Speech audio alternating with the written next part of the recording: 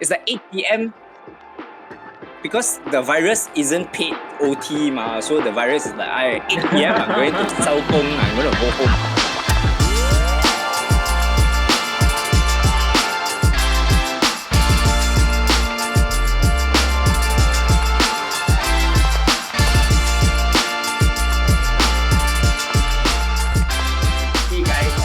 Welcome back to the one take of Ultimately, and with me, my co-host is Sean, and today our guest is. Hi, I'm Jit. What's up? Legit, yeah. Jit. I'm legit. So Jit is actually as of the recording of now, Jit is currently an intern at UNDI 18, and we do not know where he will go, but I will allow him to introduce himself. I don't know where I will go. You say like he's gonna leave UNDI 18 like that, you know. I mean, who knows what happens in the future lah. Okay, I guess that's what I mean. But all right, hi guys, I'm Jit. I'm pretty legit. I am currently interning in UNDI 18. And I really like cheesecake. And my favorite vegetable is Ting Long Cai. What's that? Garlic chives. Oh, garlic chives. Yeah, so good. Y'all should try. Garlic chives. I don't think Sean knows what garlic chives are. No, just go to any like Chinese restaurant or whatnot, or like Xiu Cao, that kind of place. Just ask them Teng Long Choi. Teng Long Choi. Oh, yes. They call it like some dragon vegetable thing, right? Correct. Green dragon vegetable or something. But it's super good. That's my favorite vegetable. I don't yeah. What kind I of also cheesecake? run a what kind of cheesecake? Okay, this is not an endorsement or anything, but okay, it's fully an endorsement on my side, but maybe not on this podcast side. But on my side, there's this cafe called Owl's Cafe, and their burnt cheesecake is the it's so good.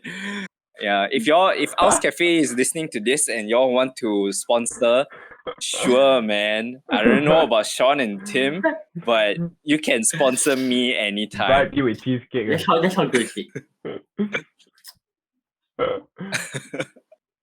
Yeah, man. And then you also have Don't play. page going on. You want to talk more about that? Oh yeah, okay. I run this advocacy page on Instagram called SUARA. It is at SUARA SUARA_MY. So it basically the whole point of the page is described in the name lah. It's SUARA. It stands for Speak, Uplift, Advocate, Respond, Act. And I think these are all very, very important, incredibly important aspects in terms of voicing out for others, because you don't want to just spread awareness. You want to bring people to a point where they know, all right, maybe this is what I can do. This is how I can respond. This is how I can act. And to exact real change. And I hope that this project that I run with my good friend will one day lead to this exacting real change lah, right? So I think that's the page. Go and check it out. It's on Instagram. It's also on Twitter at SUARA_my. link in the description below. But yeah, that's what I do. Talking about Jit and about SUARA and advocacy, I think like that brings us to our topic for today, right? About the advocacy happening in Malaysia and activism. And I think something I want to ask right now, is what's the situation now? Like not only in the political sense, but everywhere. Because I reading, right, I feel like there's so much things happening, and it's super hard to keep up. You know what I'm saying? What's the situation now? I think this question is it's asking too much of me. Because there's so much going on, right? There's so much. Even we don't even want to talk about other countries, right? Because overseas, basically every single day you have human rights violations going on. You have refugees that are being denied their rights. You have people being kicked out of their homes, people losing their jobs for no reason, people who are being discriminated against. So like, and you bring it back home and you see the same things happening. You see refugees or like asylum seekers from the Rohingya community. They are being discriminated against, and it's not just them. We even have our own like Malaysians being wrongfully detained, Malaysians being or dying in custody. We have like I cannot even keep track of how many custodial deaths that have happened this year, right? We have ministers who simply don't give like I don't want to swear, but they don't give like a single thought to the rakyat, like to what we need and what we deserve. Actually, it's not just need, we deserve much better. There's so much that we can say. We have governments that don't care about our forests, what our orang aslis need. Oops, sorry, the mic. So passionate. You have people who are being called pendatang, even though we have been living here for generations. It's simply a situation that if you were to look around and simply just look at all these violations and injustices and oppression that's going around, you definitely get the feeling that wow, this is shitty. Like it's really sucked all the joy out of you, lah. Like not gonna lie. I'm pretty sure everyone who's listening to this, the past few months or even like the past year or two has been just soul sucking. It's just been so tiring. And you're not alone in thinking that we're all there. That's why we have white flag movement of people basically running out of options. We have black flag where people are fighting for what we deserve. I think the situation now is in equal parts both desperate and inspiring. So desperate in everything that I've said just now, but inspiring in how the people are stepping up to spread not just awareness, but to do things, to help each other out, to send food to those who need food, right? To go out on the streets to demand for change. I think it's that equal parts depressing and inspiring. And it's just even in, I guess the nice part about it is even in depressing times, you can still find that there are people still there. I think this really like reminded me of like that. So like 2 podcasts before, we were talking with Melissa about how Malaysians are actually so resilient in that we, even though we are down in the dirt and we are like kicked down far beyond comprehension, like Malaysians can still rise up and still like stay with it, man. Take all the blows, take all the punches. But like, and I was thinking this to myself, right? Like, if any other country were to go through this, would they be able to react the same way as Malaysians? Yeah, very true. I had this conversation with a friend where like, they were saying like, if this happened in any other country, people will go to the streets and not like, like people will go to the streets calling out for blood. And I think like the way we react, it has so much more, it's a lot more passion and kindness and and sincerity for the people around us. And I think that is also something that has been that I see in us every year. I think there was this Merdeka special, right? And Merdeka special for this podcast, and you were saying, I don't know whether I can say the name, because, but it says that if you lose hope in the system, right, don't lose hope in the people, because I think the people, there's hope in the people around us, Well, the people give power to the system, so the system draws power from the people, and if when the system is rotten, and you don't trust that the people itself, the people have the power to bring it out of that rotten system, then we seriously have no hope. But I also don't want to put ourselves on a really, really high pedestal, because when we see overseas, right, we do see resilience everywhere. I think it's just a thing about how we want to how people in general are resilient. Is I guess, given the context of Malaysia having gone through like what we have gone through, we do have that sense of like, wow, the people that are close to us, our families, our friends, are able to withstand so much, and we're able to go through so much. But I guess we also cannot look at other countries and think necessarily that we are much more resilient or whatnot lah. Because if you look at even like in Myanmar, like what has happened in like their coup, the coup that happened to them, it's are they resilient? Yeah, definitely. The way that the people are speaking out, they're fighting back. So I guess wherever people have hope, there is resilience, and there is courage, there is strength, and I guess that's just something to be proud of as people in general. Humankind. Yeah. As societies that want to,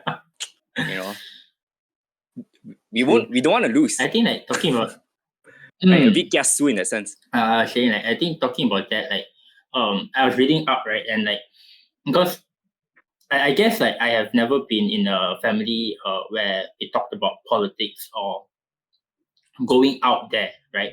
And I think Sean and I can I relate a bit more to that in comparison with Jit. But I think reading up, I realized that there was a difference between like advocacy and activism. And yeah, I'll just like read out what I wrote, what I found out, and like like advocacy is like finding a problem and identifying solutions and listening to the people. And like activism is like when you go out there and you make yourself heard, you make the problems heard. And that I think like that would seem like in a sense like an ecosystem, right? Where from advocacy then we did the activism. Right. Actually, I would say that they're not necessarily too different.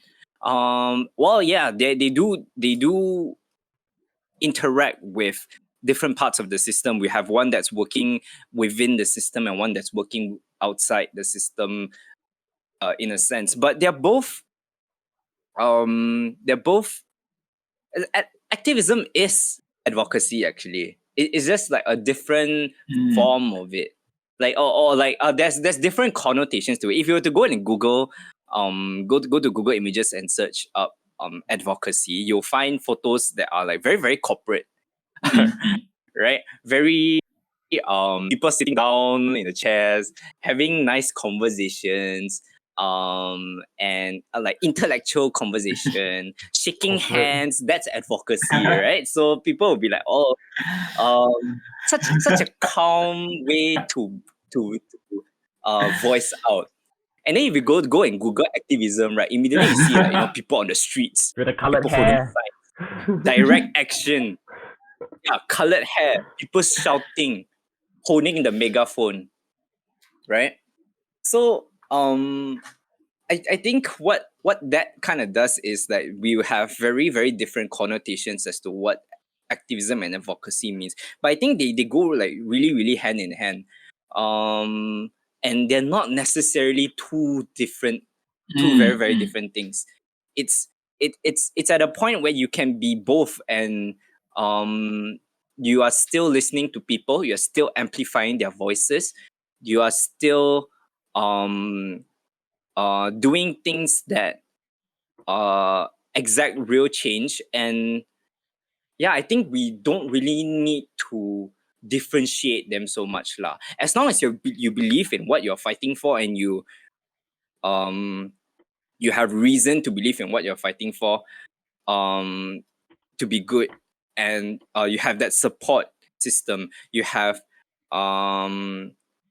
like the integrity to do it, I think you don't really need to worry about the distinction so much.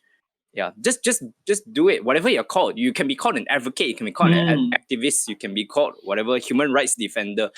Those are just labels lah. But the actual thing that you're doing, I think that's the most important thing lah. Well, that's something I think changes the perspective, right? It's not really so much about the in a sense like the titles or the names and stuff like that, but more about what you're doing and why you're doing it and how you're doing it. I think like that then brings it.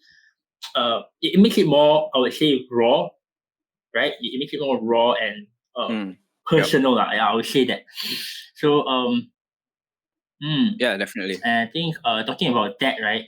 Like I wanted to ask Jit, like what kind of advocacy work have you done? Because personally, I have done close to zero advocacy work, except like talking on social media, right? But I think like that doesn't. I mean, in my opinion, that doesn't count. So Jit.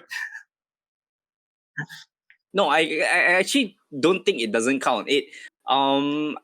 I think the thing about advocacy is definitely you're doing whatever is within your capacity. You're aware where you can serve or voice out, right? If your capacity is in telling people on WhatsApp that people are suffering out there and things like that, or like your capacity is in sharing things, sharing articles, sharing petitions and all that. If that's within your capacity, go ahead, do that. You are advocating for something.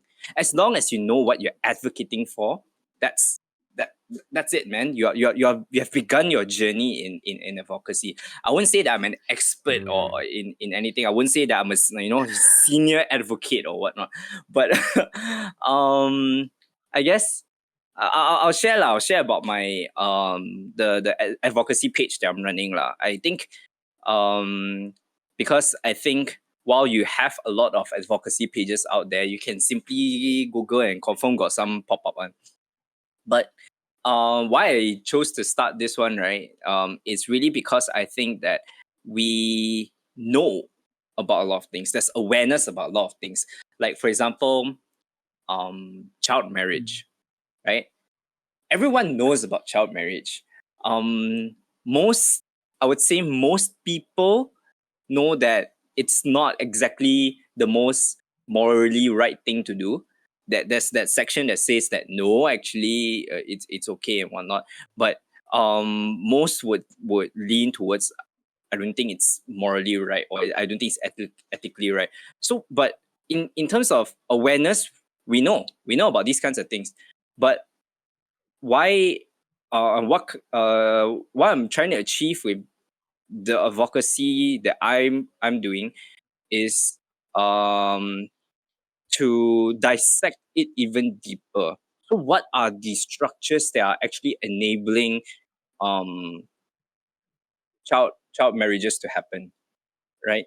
What kind of what kind of actions that are we doing that are reinforcing the patriarchal system that is enabling child marriage to happen? So like we want to identify traits from these structures and these systems so that we can better understand like other systems, other structures, and then we can know how we can fix them, right?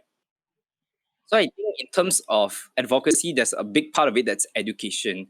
That's not just awareness, but inspiring people to think, actually, you know what? There is this structure that is so prevalent. I see the same structure in my family, in how we interact. So that's how I want to like inspire people with the kind of advocacy that I'm trying to do.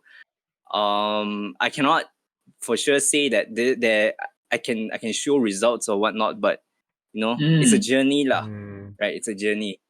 It's definitely a And journey. Like talking about that, right? Like, what is your process of like identifying the topics that you want to talk about, like to bring up and to share with people, like for to raise awareness about it? Like you were talking about like child marriage, right? Does it come to you in the sense where like I feel like this is something that people should talk about and should know about more, or is it like just everything that's relevant now, I'll talk about it now, that kind of thing?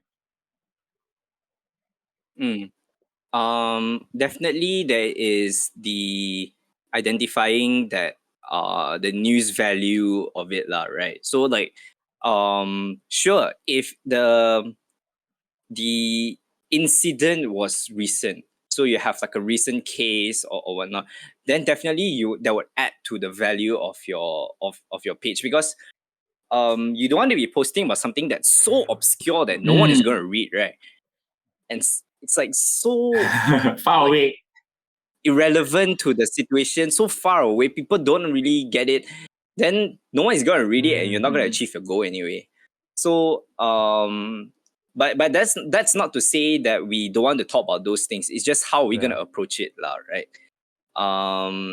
There are so many ways that we can approach things. We can tie things together. So like, for example, let's say we're talking about police brutality, right? We're talking about police brutality. We don't need to wait for someone to be like illegally arrested or whatnot to talk about police brutality. You can always because there's so many things. There's a part about police brutality that you're talking about. Why are certain races being overly represented in police brutality? Let's dig up some statistics about races in prisons, like, or in detention. Then you start to find that there is very, very, very little data about this. Like, very, very little data. You cannot find out this kind of thing. And then you realize that a lot of this data is not publicly available. So then that becomes like a topic, right? So then that becomes like, this is something that is actually out there right in front of us, but we haven't talked about it, right? So this kind of data, why is it not available? Is it because we have an Official Secrets Act that the government is using to censor certain data, right? Or is it because they just didn't want to publish this kind of data? So there are so many reasons, but what is it? And I think that's when we get like a really interesting post that you can actually start to do research on. Of course, there's more to it lah. There's more to the research, but in general, that's where we want to get an interesting post out. Yeah. So I think like when talking about that, like it's like going down a road, right? And then you realize that there is so many other things that branches out, and like where you go from there, right? The initial research is very, very important lah. That's why anyone who collaborates with me for SUARA, or like I've had like a group of students who were doing research with me. Like they wanted to help, so I was like, okay, yeah, you guys can do some research with me. Then I journeyed through the research with them. Then I always encourage them to say that don't start off with just like, oh, I have this hypothesis, right?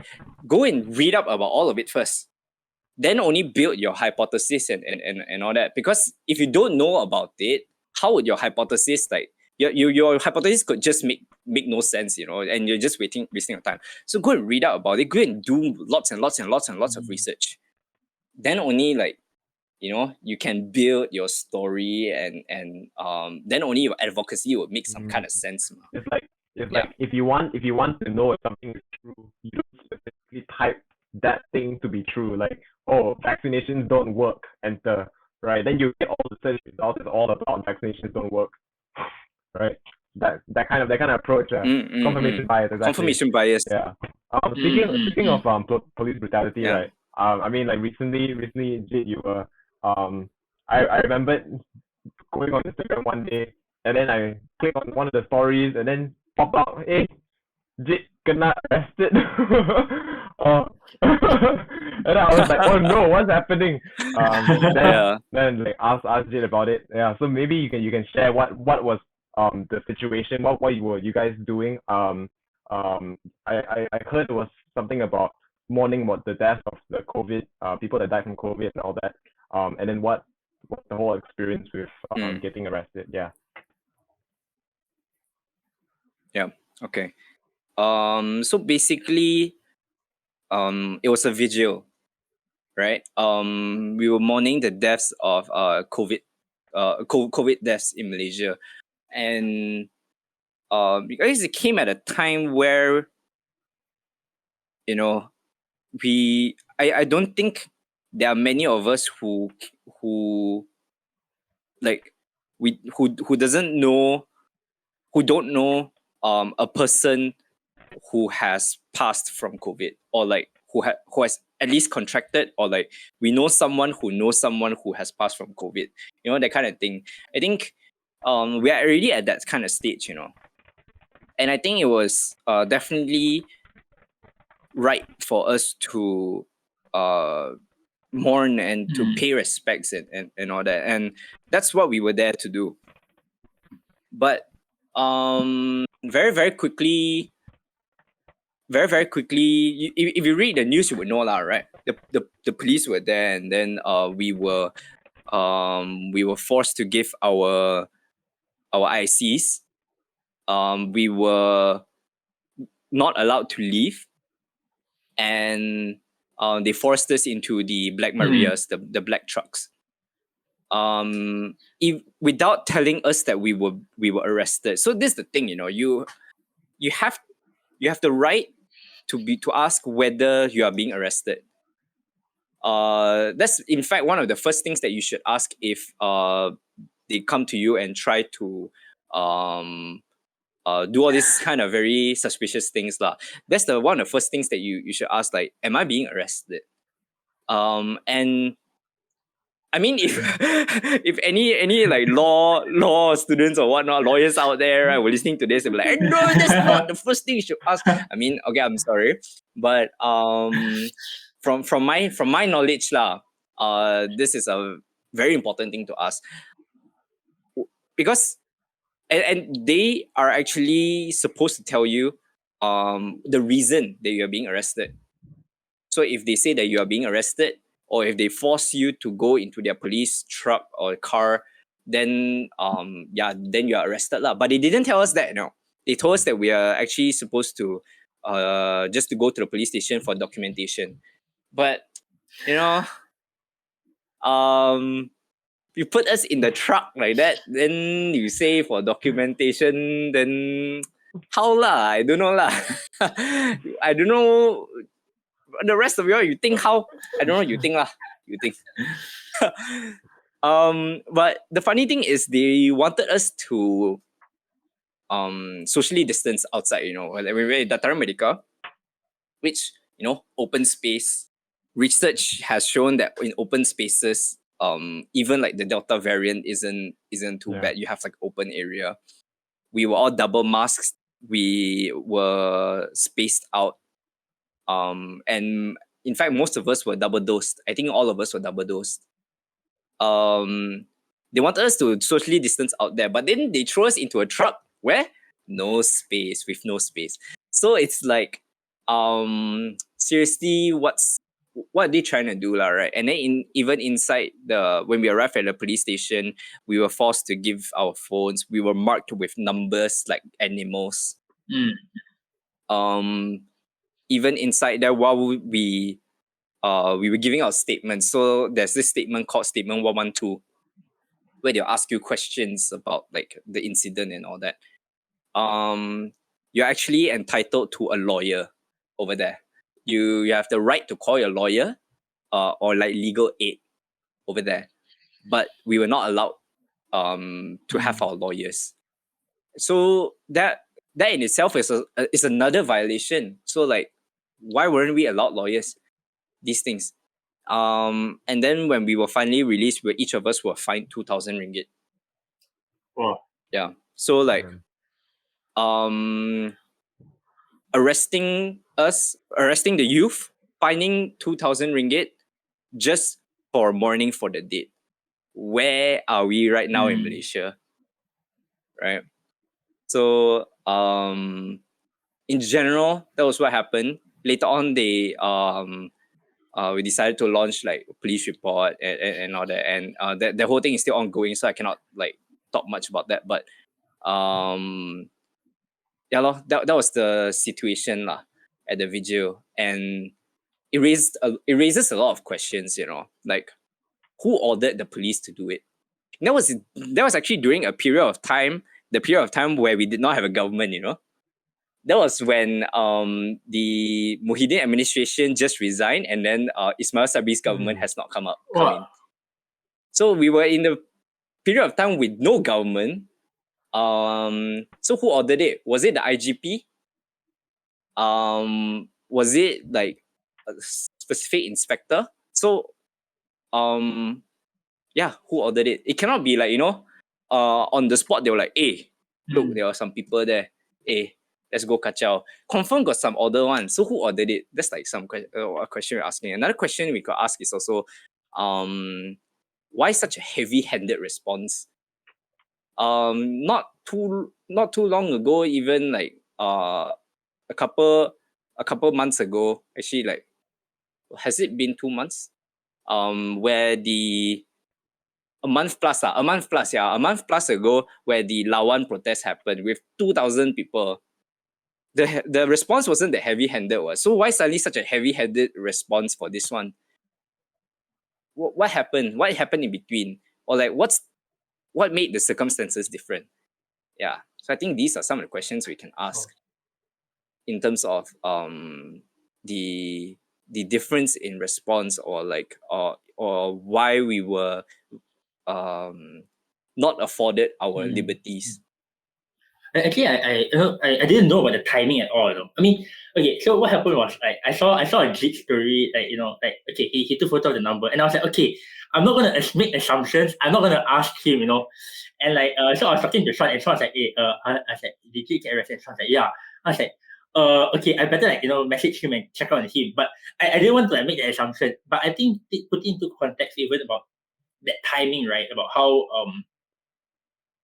there was no like government at that moment, right? I think like that really made you like really realize how how absurd in a sense like the whole situation is.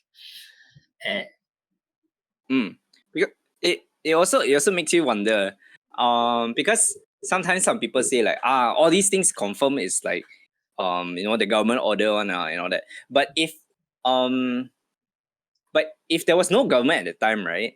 And if the people ordering this were like that's maybe the IGP, or like maybe and a specific inspector or whatnot lah, someone lah in the police institution lah. If it was someone from the police institution making this kind of bad calls, right, then the problem is no longer top down someone ordering from a place of authority. That means it's a structural it's blatant proof that it's a structural institutional problem, that the problem lies in the institution itself, that it's not just because of outside influence, right? So that's another reason why we're in dire need of at least police reform. Yeah. And I was actually wondering about this. Like, I have zero knowledge about the police structure, and no, seriously, I have zero knowledge about how the police structure and how everything works. But then obviously when I came back to Malaysia for a few months, then you start to hear about people getting fined a lot, especially in like those the restaurants. Like each person get fined like what 10,000 or something. and like it's crazy, like the amount of money that people like they will have to find them. I'm thinking to myself, right, like who, Yeah. like where is this money going, and like who is this benefiting? Like does this actually help us reduce the COVID cases? Or I mean, obviously, like making it very scary for people to go out and eat. Mm-hmm. But yeah, why would they do such a thing? And most of the people that get affected are people that they want to sell food, or they want to like find. I remember I was outside my house. There was this grass cutter. I don't know how much money he makes, but he wasn't wearing a mask in the open air. And then there was a police officer that came and charged him and fined him there and then, because he wasn't wearing a mask in the open air. And I was like, there, you are like kicking a person that's already fallen on the ground. So yeah, like do you have any insight into like this part of the how it all worked? Because like I'm seriously in the dark. Yeah. I guess I don't know much more than you in terms of like the actual structures, like who's telling them to do this and that. But it's interesting how we have a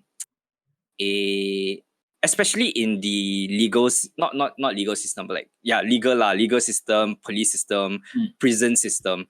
We have a habit of, like what you said, kicking people who are already fallen down.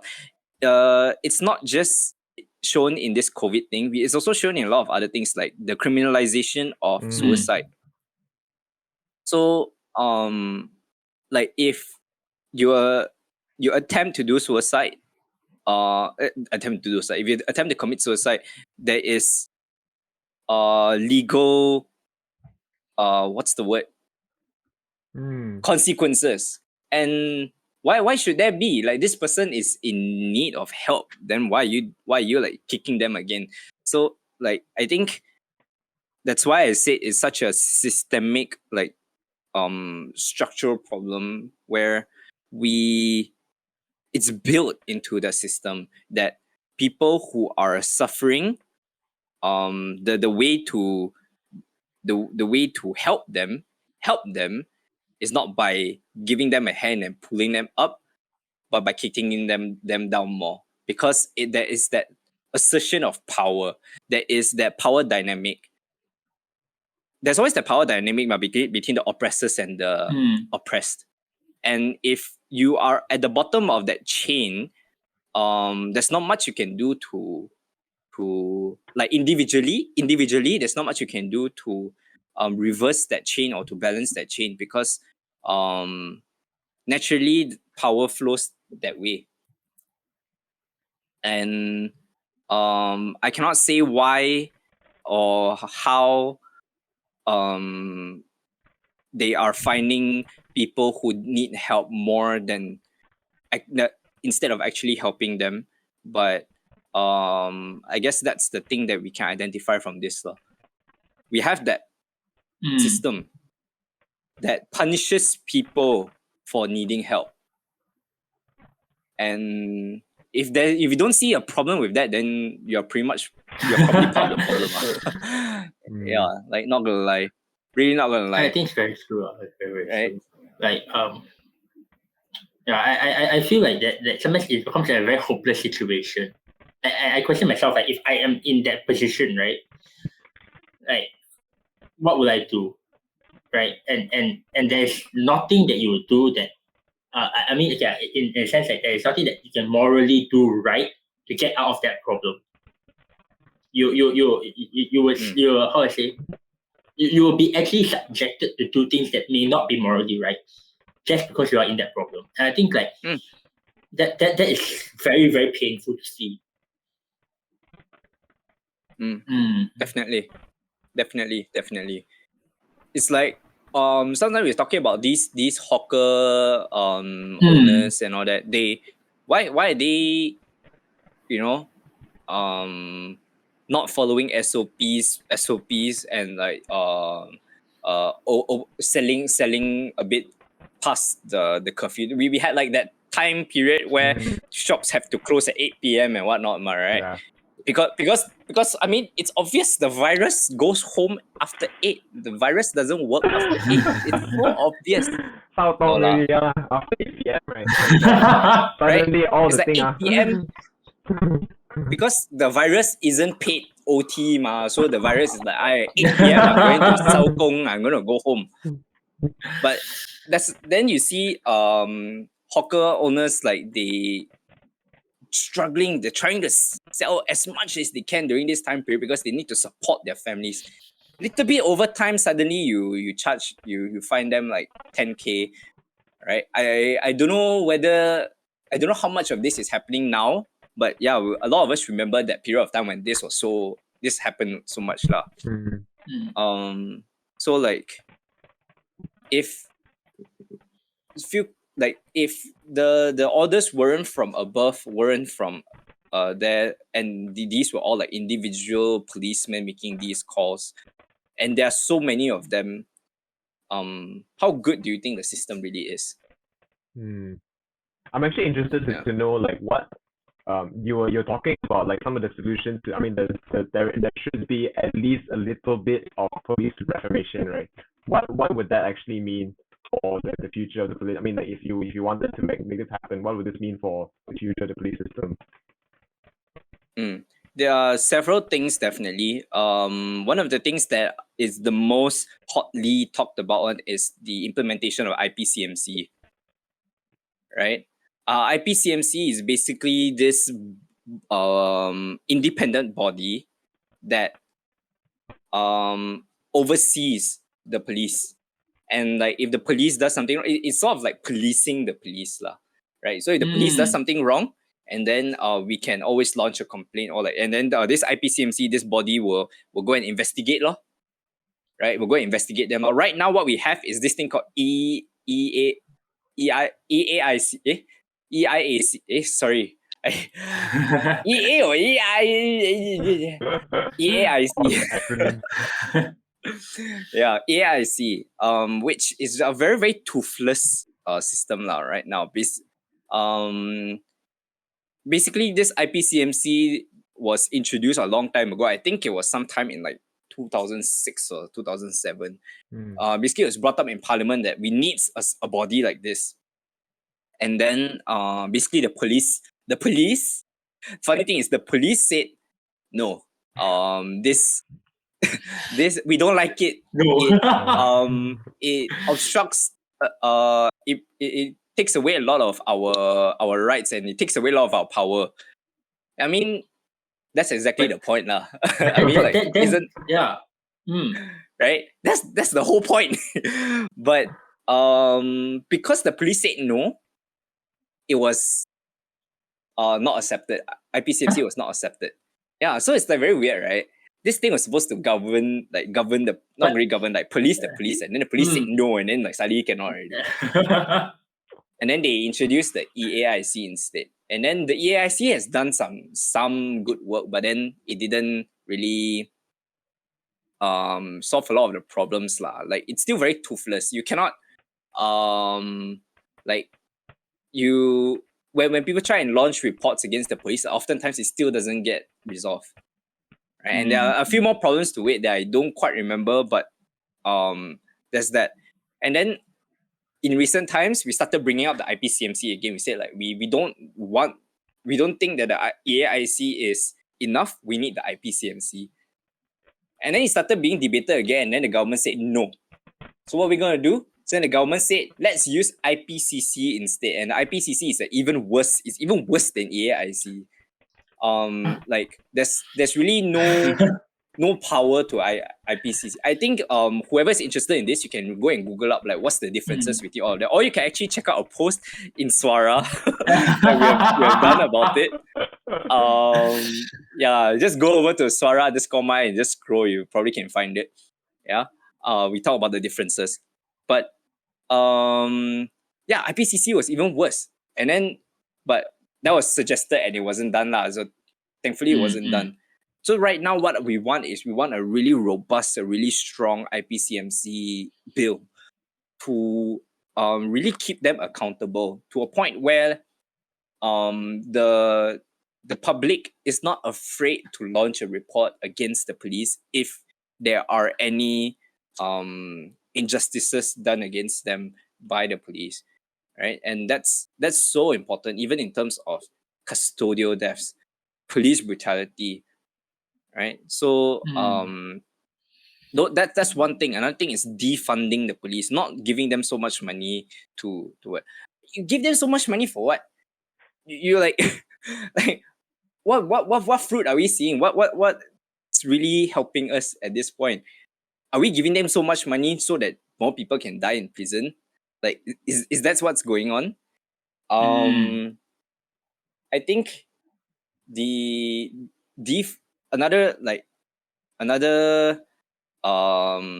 evidence for this, right, is that the amount of money they allocated for COVID relief in the 2020 budget, I don't quite remember how much that was. But you guys can fact check me on this and go and Google on it. The same amount of money was allocated lah, but doesn't mean that was the actual amount of money that they used or whatnot. But even in terms of planning, allocation, the same amount of money that they allocated for COVID-19 relief was the same amount of money that they gave that they allocated for the Home Ministry, which the police is under. So like, doesn't line up there. Something doesn't quite line up, you know. Yeah. I get it lah. Home Ministry is not just police, you have other things in the Home Ministry, but something doesn't quite line up lah. So like, defunding is definitely that. And if you want to go even further, there's many other things that some people are even considering. Some people are even considering abolition, right? Completely just removing this institution, because we can do so much better without it. We have other ways to supplement or like to replace what they're doing. So there are lots of ideas but no execution. But I think the very, very basic, very, very most important things that we need to do right now is definitely IPCMC, and if we can, defund, right? I think like coming back to our topic of the day, right? Like because honestly I actually love how passionate you are, and like, you know, how much you like all the kind of stuff that you have read up to a point that you feel like, you know, to a point that you're able to talk about all of this without, you know, breaking a sweat. And I think like I'm sweating. But I mean, like, you don't feel uncomfortable talking about it, but like, how do you get into all of this, honestly? Because for me, I've always felt like talking about this is more of on a one-to-one basis, or you know, in terms of like close communal discussions, and you know, creating conversations with me. But for you, you have like, you know, you have used a platform to talk about it and going further than that. So like, I want to ask, how do you get into it?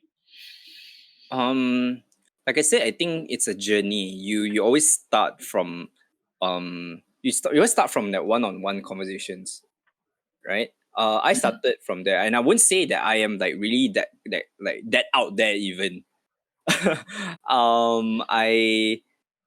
But I did start from there. I think most advocates they always start from asking these questions, right? Asking like why things are like this, and how is it like this, and what I can do to change it. We always start from that kind of conversation, and then you replicate this conversation. Not even replicate, you repeat this kind of conversation with more and more people. So even if it's just individual, like I can talk to Sean about it. I'll talk to Sean about it.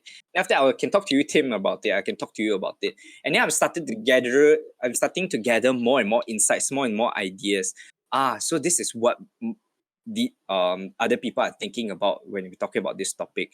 Then you talk to more. You talk to your mother, you talk to your father, you talk to your sister, brother, your uncle, auntie, grandmother, grandfather, right? You have your kids, you talk to your kids about it. At some point you reach a point where like you start to feel more comfortable, definitely, that you they won't really be afraid of speaking about this anymore, because by the time you already talk to so many individuals, might as well talk to a bigger crowd lah. Right? You because there's always that step, but no one is asking you to jump from 0 to 100, right? Start 0 to 1, 1 to 2, and if you feel comfortable, 2 to 5, 5 to 10, and when you are more comfortable with dealing with the difficult conversations, then that's where progress happens, and you can start to be more vocal about it even in public.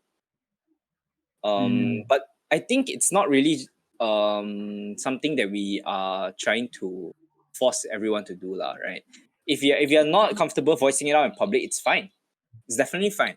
And if you never end up being comfortable to voice out in public, it's fine. There are lots of people who do like advocacy anonymously, but as long as you are getting more people to know about these things, you are doing a splendid job lah, right? Right. Because if you don't, because like some people are afraid of identity, like your identity being out there, especially like if you are part of, for example, if you're part of a community that is highly discriminated against in Malaysia, or is highly criminalized, for instance, the LGBT community, or for instance, migrant community, right? So if you're from these communities, but you also want to voice out, there's also these things that you are trying to take care of, your identity, your family's identity, right?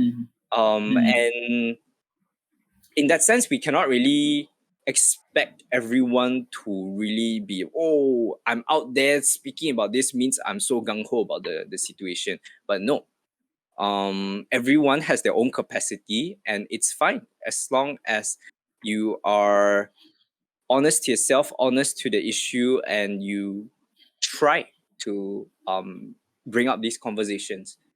That's the most important thing. I feel like it's a spectrum lah. Like you got people that are more geared towards speaking out, and they have the voice in them to share more, and they're able to have I mean, like they are I wouldn't say born to be, but they will have that inclination to be able to speak out more lah. And I can see that from you, like Jit. And some other people and then some other people are like more, one-on-one. Yeah. It's all about step by step, and how much you can contribute in your own capacity lah. And that's what we're talking about off the air. Yeah. Correct. Yeah. I think this. Sorry, I was saying, like, I think this brings me back. I think, like, to the beginning where Jit was talking about, you don't think about all the other, like all the other frills and additional stuff. It's about the reason of what you're doing, the cause of what you're fighting for and what you're advocating for. I think, like, I think that is something that is, like, still in me. I'm still like at the top of my head. Yeah, it's don't care about. I mean, don't focus so much on the fancy things, man. It's your it's the meat, like the meat of your work. Like you don't eat nasi lemak just for the rice, right? Like, you don't just eat the rice, right? If like that, you buy nasi lemak for what? You just buy rice lah. You have your fried chicken, or you got your rendang, right? You got your sambal. Just eat that together lah.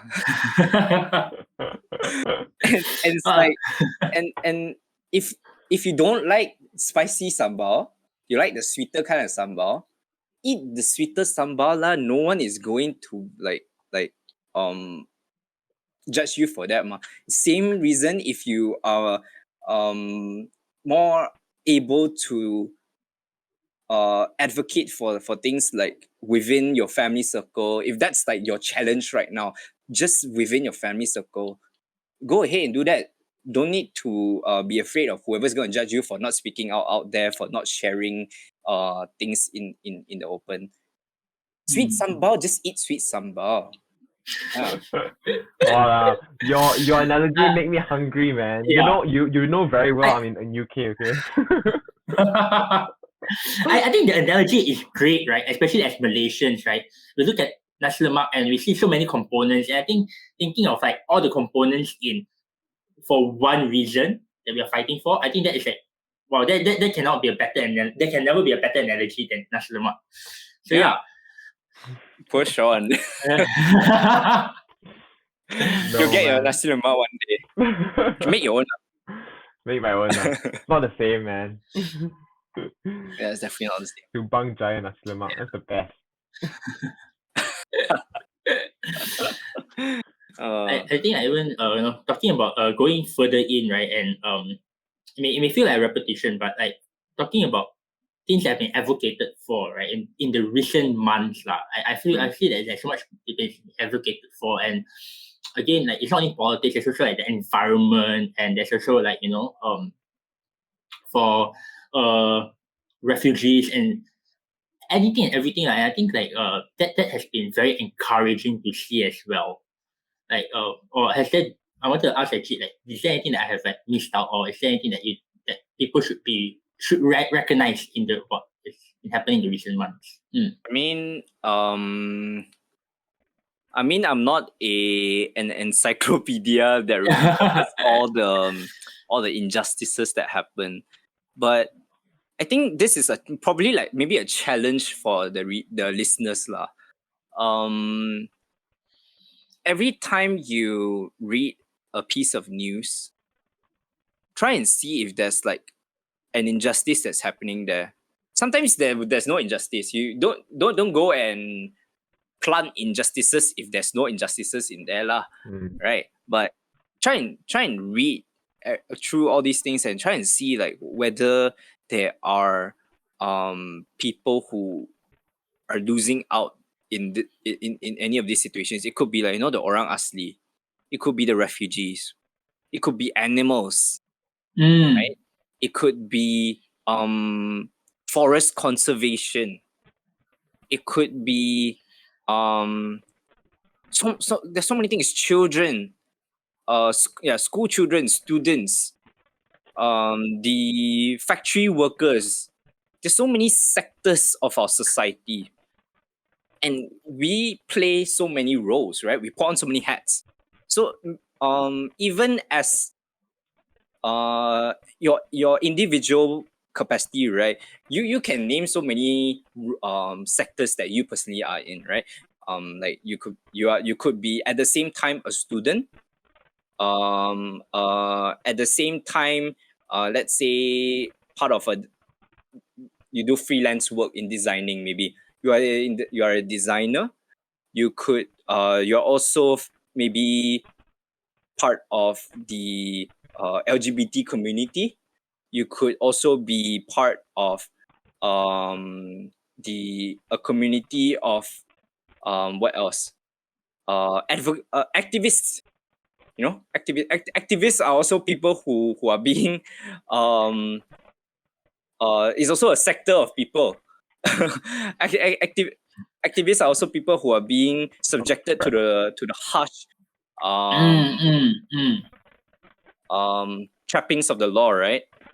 My brain is really not working right now, but yeah, you could identify so many aspects, so many sectors in your life, but each of these sectors have these issues. Maybe try and identify, like, you personally, right? You personally, what are some of these sectors in your life that have issues that you can look up, that you can read up about, right? And also another thing is, when you look at that, maybe you can also check your own privileges. Because if you are at a place of privilege, if you can identify that you are at a place of privilege, then there's definitely people who are less privileged than you who needs that voice. For example, personally, I'm a Chinese male, right? I'm a Chinese male, and that itself holds so much privilege. Me being male itself holds so much privilege, right? And when you start to identify your privileges and your biases, then you can start to see what sectors need more advocacy, need more voices, and maybe on a personal level, that's where you can start. Yeah. Oh. And it's also about a lot of sorry, yeah, go ahead. No, I was saying like it's a lot of self-reflection. It's a lot of looking at yourself and what you again like, right, by looking at yourself, you understand your capacity and you also understand like what you can do and stuff like that. I think that there's not only looking outside, it's also looking inside. That I feel like. Correct. Yeah, then at some point you can do both lah. Yeah, we're not one-dimensional creatures where we can only do one thing at one time. When you're reflecting on yourself, also reflect on the people around you, right? What about the cleaner who comes up to sweep the floor outside your apartment like every week, right? So are they in the community that needs help? Are they in a sector that needs help? That needs a voice? There was the case of the school cleaners that weren't being paid minimum wage. Minimum wage in Malaysia is how low? It's at some places it's 1,200 ringgit. Some it's 1,100. It's so low. How do you even take care of yourself? Like more. What about like people with families, and that's the only job that they're holding? So like these cleaners aren't being paid the minimum wage even. So there's something that you can advocate about. Just simply anyone out there there's like a sector that needs help. Yeah. I think from me, I would say like it's quite hard to be like taking all of these problems in, and like it's quite hard to not be overwhelmed with it. So sometimes like for some people it's very important to like not bite off more you can chew, right? You gotta like you don't try to boil the ocean, and like we're not solving all the problems at once, but like finding the problem that you are passionate and you want to advocate for, and I think that's the important part. Yeah, I love what Jit brought up just now, right? About like he talked about cleaners, right? And I think like that is something. It's so small. I mean, it looks very small as compared to like other things that people may be doing on social media. Yeah, but I think like the small things are also things that count now, right? And I think that was a very beautiful example. Sorry, Jit. Thank you. Also, yeah, like what Sean was saying like what I was saying is basically go and look everywhere, but what you want to advocate on, right? You don't have to advocate for everything. Pick something. It's good to know all these things because you'll be well versed at it. You can and so many of these issues are interconnected, right? So if you're talking about the school cleaners not being paid their minimum wage, there's it could be tied to what, like the Ministry of Human Resources, right? Or it could be tied to finance, and then there's issues going there like where's the money going, and so a lot of things are interconnected. So it's great to know about all of this and to identify all of this, but don't feel so pressured that I have to speak up about everything. Yeah, because once you do that, you'll find that there are too many things to talk about. There are too many things to advocate. So pick and choose your battles. And don't be too worried about trying to advocate for everything. You cannot. You can't. You literally can't. Yeah, but it's good to know lah. Yeah, so that you can, even if you are not specifically advocating about that particular thing, knowing about it could help you bring it up in a conversation with someone else who might take it up as their personal challenge to advocate about it, right? So it's dynamic lah. Just don't be so rigid. We're dynamic beings. Very complex, I would say. Like talking about it today, right?